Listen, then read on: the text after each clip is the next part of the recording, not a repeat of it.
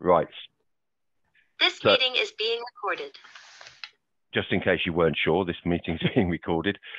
My name is Matt Godfrey, and I've been working alongside Paul and the guys at the Manchester Diocese now for, this will be my 4th year working alongside them.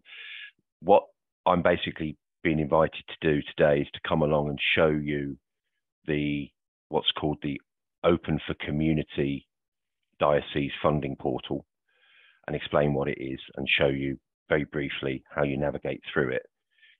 It may be that you are more than happy to offer you one-to-one sessions after the event. Paul's got my email address. I will give you my email address at the end if you do want to arrange something a bit more personal, and we'll go through the system in a bit more detail at that point.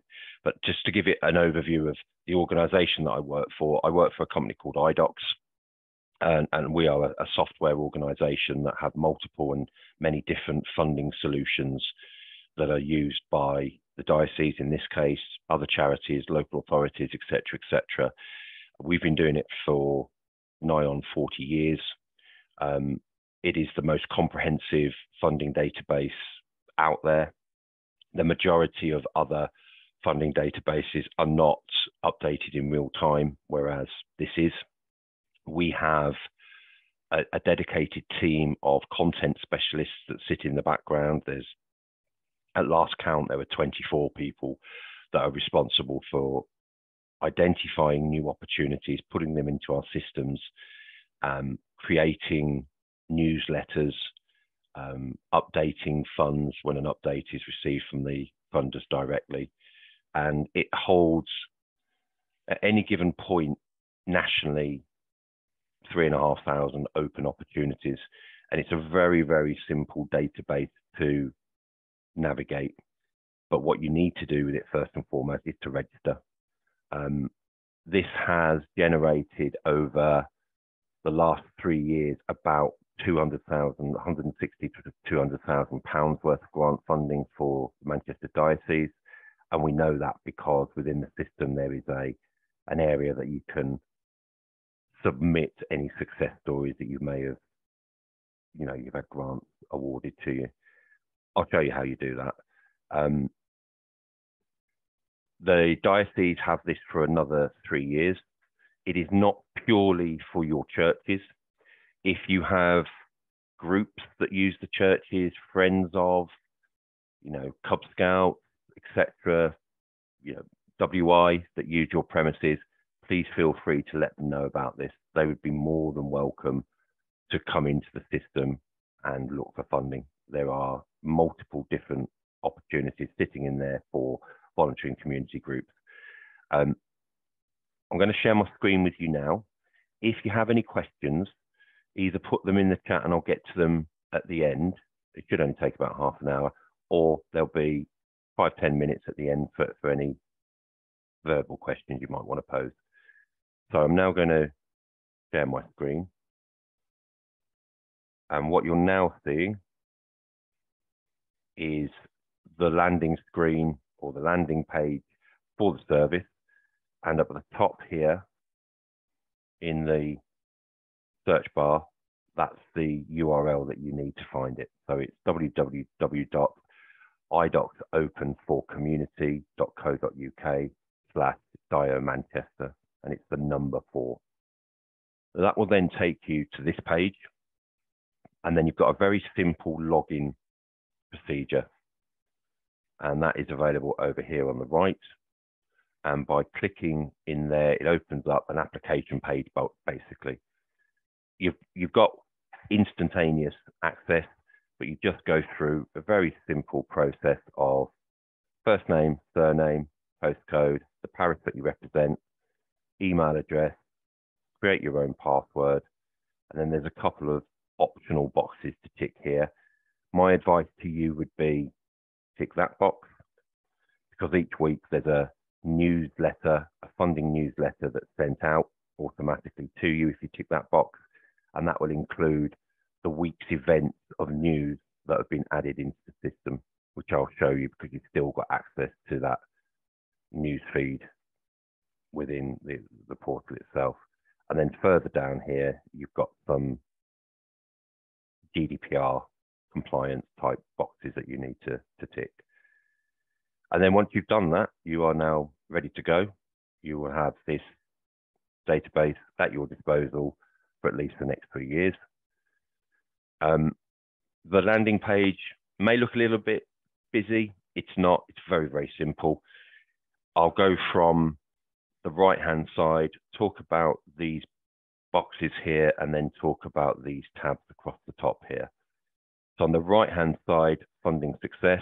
So we as an organization will send out every 3 months a little reminder to all registered users to ask them if they've secured any grant funding. Please feel free to add that into the system, because obviously the more successful it is, you're going to have it for a longer period of time. Or you can tell the system of those funding successes by clicking on that hyperlink. The whole system accessing the information is all about accessing tabs and clicking on hyperlinks.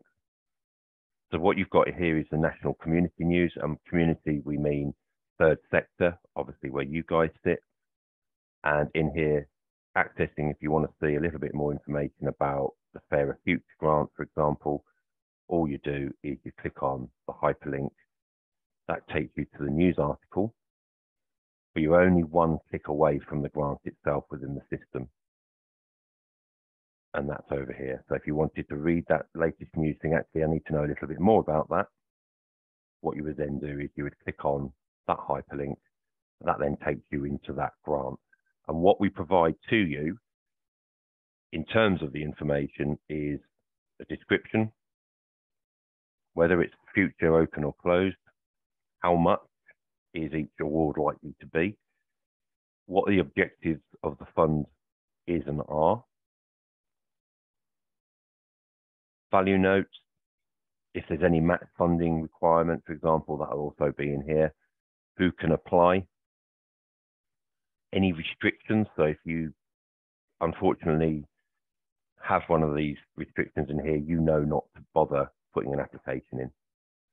But also on the flip side of that, you've got the eligible expenditure. So you're given an overview of what the funder is expecting to see in the grant application. So lots of info, all collated by our content division. Then you've got how to apply. There's an external link which will take you directly to this particular fund, where there'll be a bit more information if needed, and or an application form. So everything you need to make that decision or make inquiries about a potential decision is all sat within the system. If you wanted to contact the funder, up at the top here, you've got a telephone number and you've got an email address which will self-populate your email.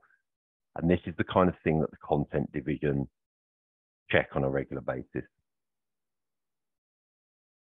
Going back to the home page, like I say, just click on the hyperlink and that'll take you back.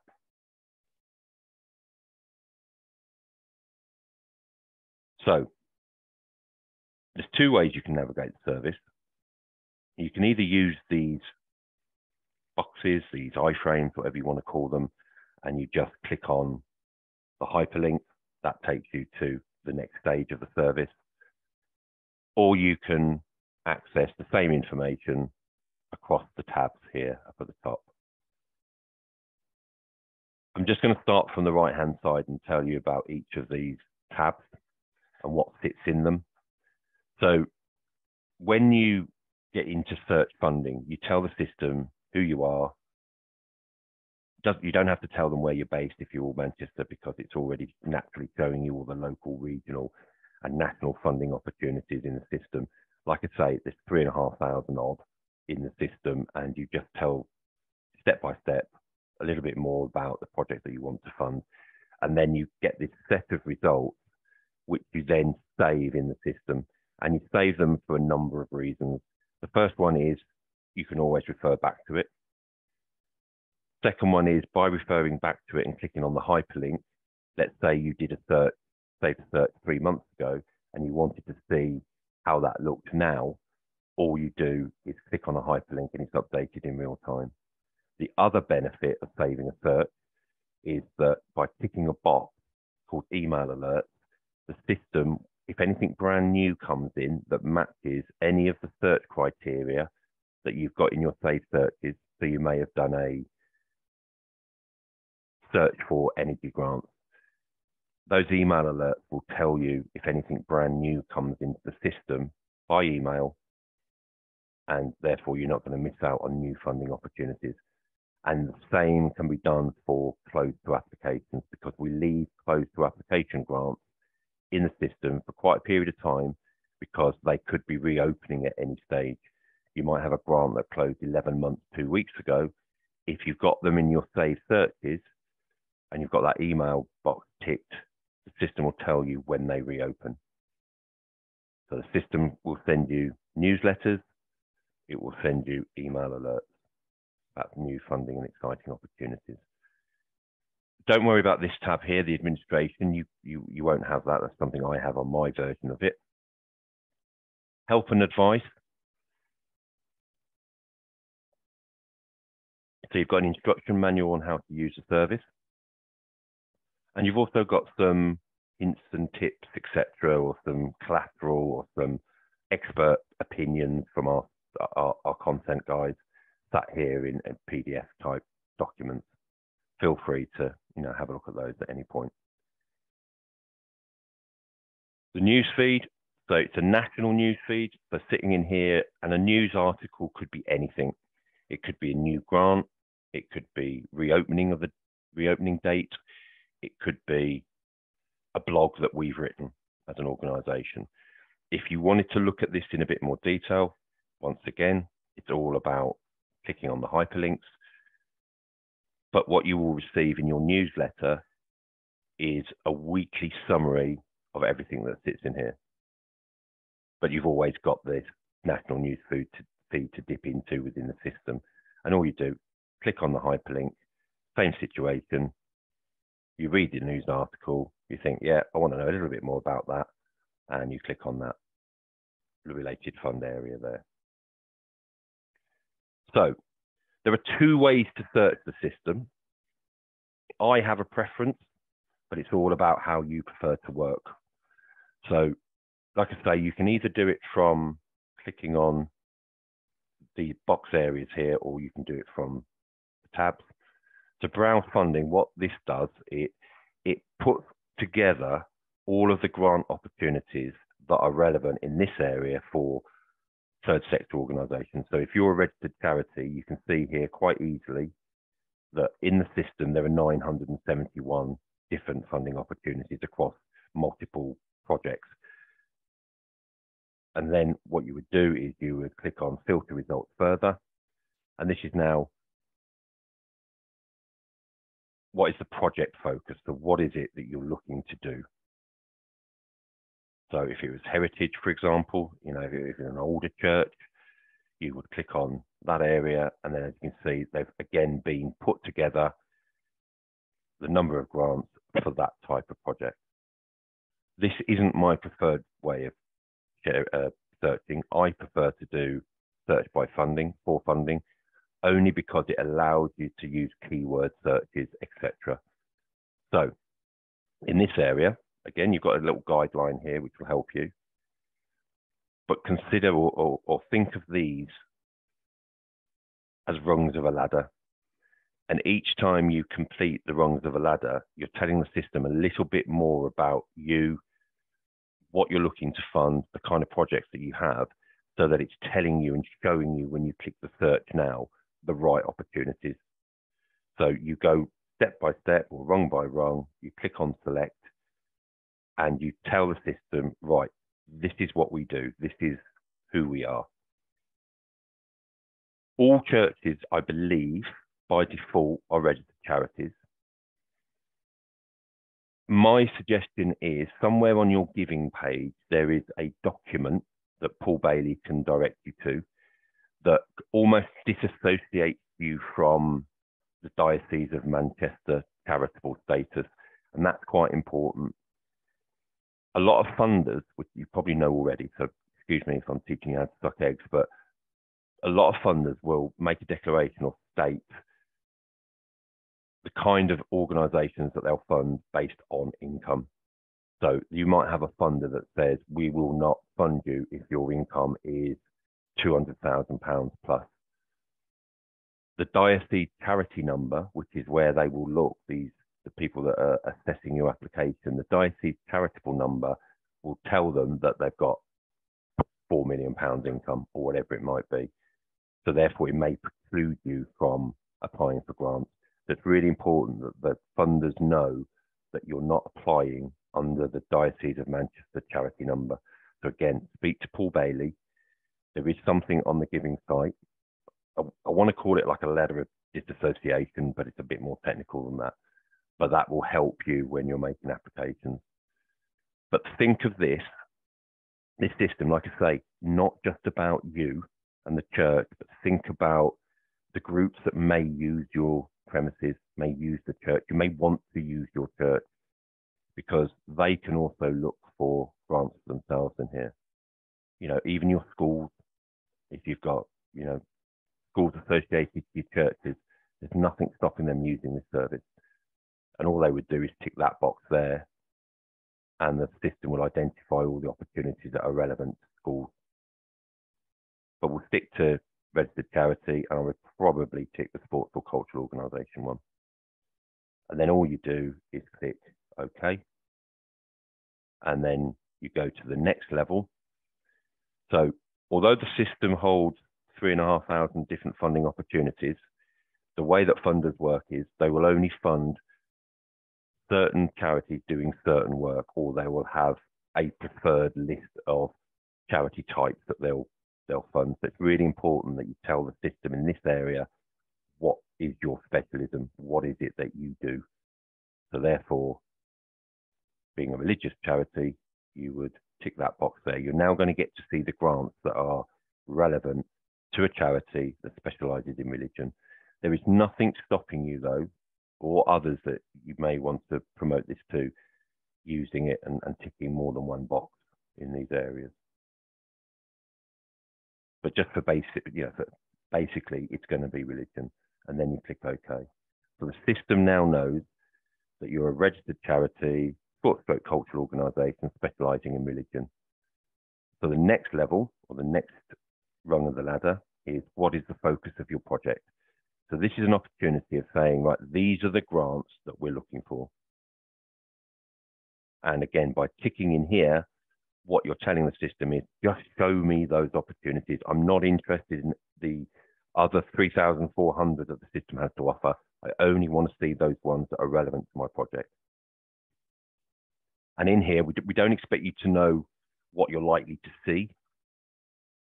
But if you hover over, if you open up the triangle, and you then hover over one of the titles, I'm hovering over heritage now, there'll be a pop out that says, or gives you an explanation of what you're likely to see if you tick that box. So that says activities which promote or support heritage or tradition, including preservation of heritage features and objects. So by ticking that box, you're now going to get to see all of the grants for registered charities specialising in religion that are based around heritage. It might be energy that you're looking for. I know when I've done one-to-one searches with other churches, they're looking for solar panels, etc. So if you're looking for that, tick the energy box. If you're looking for grants that improve the environment, the landscape of your churchyards, etc., or waste and recycling, for example, you might want to tick things in here, environmental improvement. If you're looking for, if your buildings are being used by the community, which we'll hope they would, you can also look in these areas here and start ticking relevant boxes. And then once you've kind of told the system, these are the grants I want to see, you click OK.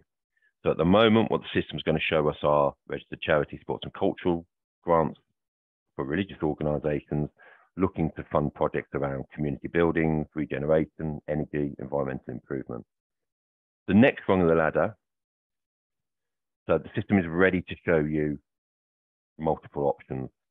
The next rung of the ladder allows you to tick a box in here, which will then look at what the system is about to show you and extract and only show you the ones that the funders have clearly stated in their eligibility.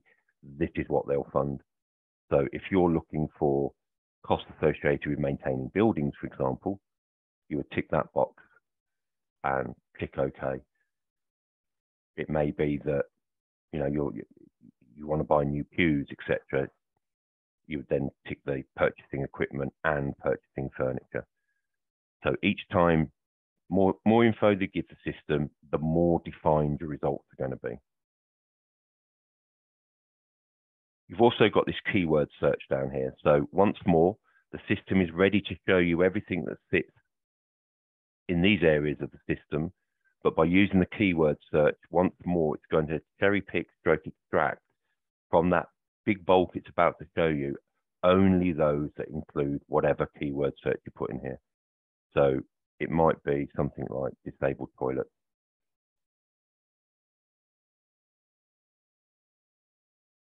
So if that's the case, put in disabled toilets in there, click on exact phrase, search now. So really quite self-explanatory. And then what you would do is you click search now. So the system is now going to pull together all of what we told it, put it into this report. Okay, so you'll notice the top one there is closed. As I mentioned before, we leave them in there purposely because they may reopen. You want to hear about them, in which case include them in a saved search. But you've now got an opportunity on the right-hand side here of defining a little bit more and getting to more pertinent results. And you've got firstly, you've got this filter option. So if you wanted to see grants that were government origin, click on government. And as you can see there, by hovering over, there is another pop-out that explains what you're likely to see if you tick that box. The system is predominantly grants, but there are other funding streams sitting in here, as you can see. We are seeing an increase in loans being offered to the third sector, to the registered charities, organisations, if grants, for whatever reason, aren't the viable option. But if you only want to see grants, just tick the grant box there. So now the system knows I'm only interested in grants. So filter by geographical scope. The system holds local, regional, national, and European funds. If you're not interested in European, my suggestion would be tick those. But again, you might want to temporarily see what's available just from local funders or regional funders, because you're a local organisation applying for a local grant. There'll be less people applying for it, one would think, and you've got potentially a better chance because of the geographic relationship. And you can do that by doing that and clicking on apply, and all you get to see then is those that are defined as local, which is there within a single word, town, district, borough, etc. And as I mentioned, there is the closed one sat in there, but if you don't want to see those, you want to get those out because you want to clean up the data, because you need to look at what sits on the left-hand side and not need to be bothered by closed. You go to filter by status and click on future and open and apply filter. You'll now get to see all of those that are future and open. But it's really easy to get back to, this is whatever you do on the right-hand side, ticking the boxes is only temporary. You can always adjust at any point. You've also got this area here with the ability to sort the data. At the moment, it's, I would suggest, alphabetical, but deadline is quite a useful one to put it in, simply because it will put those that are fast approaching the deadline up at the top. That being the case, you might look at that application date and think, have I realistically got time to write an application for that grant? The answer is probably no. You can generate Word reports through the system. So those Word reports could be used for you to look at outside of the portal. They could be used for talking at meetings, etc., or newsletters, etc. But by putting it into deadline order, you could now go through the list and tick the ones that you want to include in a report or exclude those. So ticking will include in a report, leaving it blank means they're not going to be generated into the Word document. And the way you go about doing that is down here in the select items.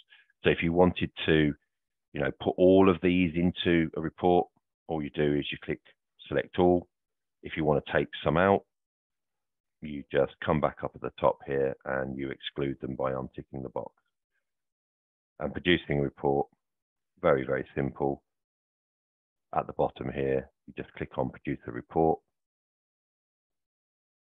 And what you'll get in that report is everything that sits beneath the hyperlinks. I will show you the hyperlinks in a moment because that's how you access the funding detail. So you give it a name, Great Grants, and you can either download it or you can email it directly to yourself if you're a registered user of the service.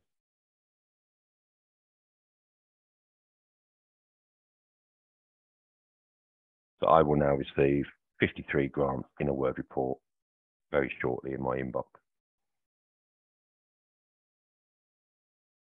So you've got the grant information currently sat, and you've got the opportunity of looking at it, and that's a very simple process.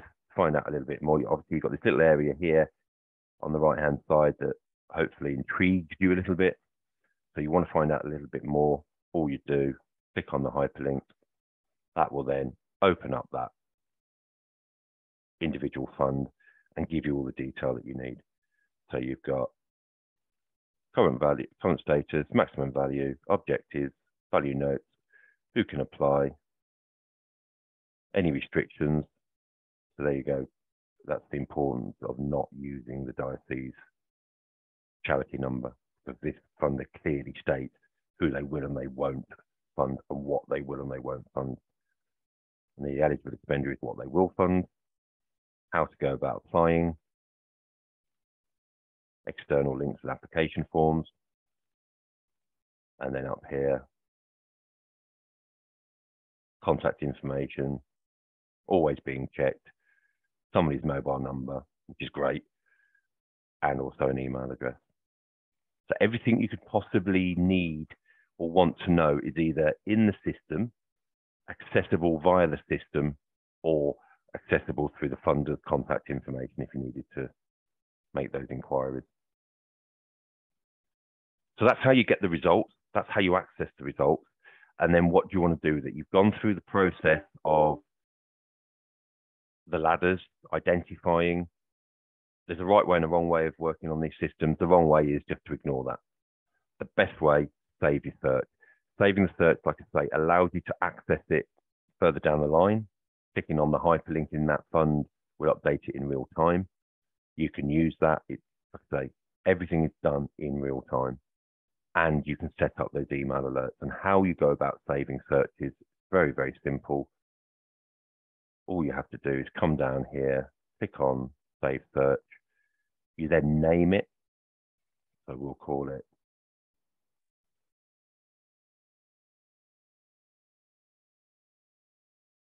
You can make a note on there just as a reminder, but this is the magic box, that email notification.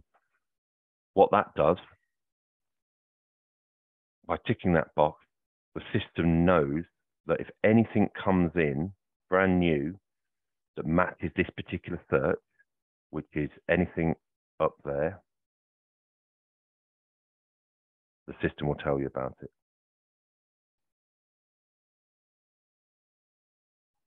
In that show criteria area,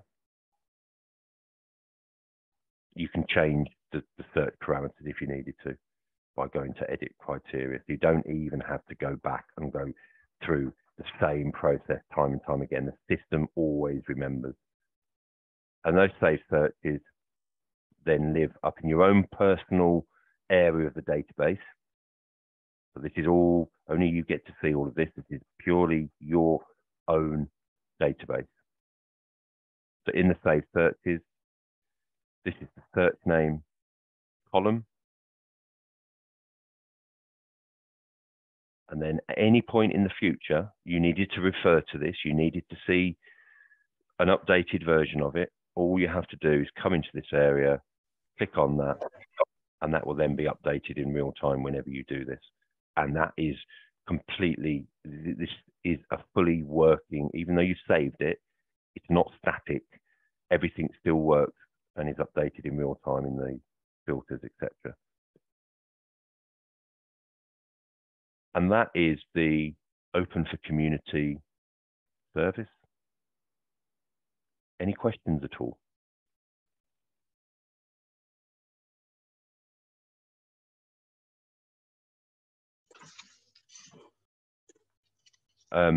If there aren't any questions, I will stop the recording.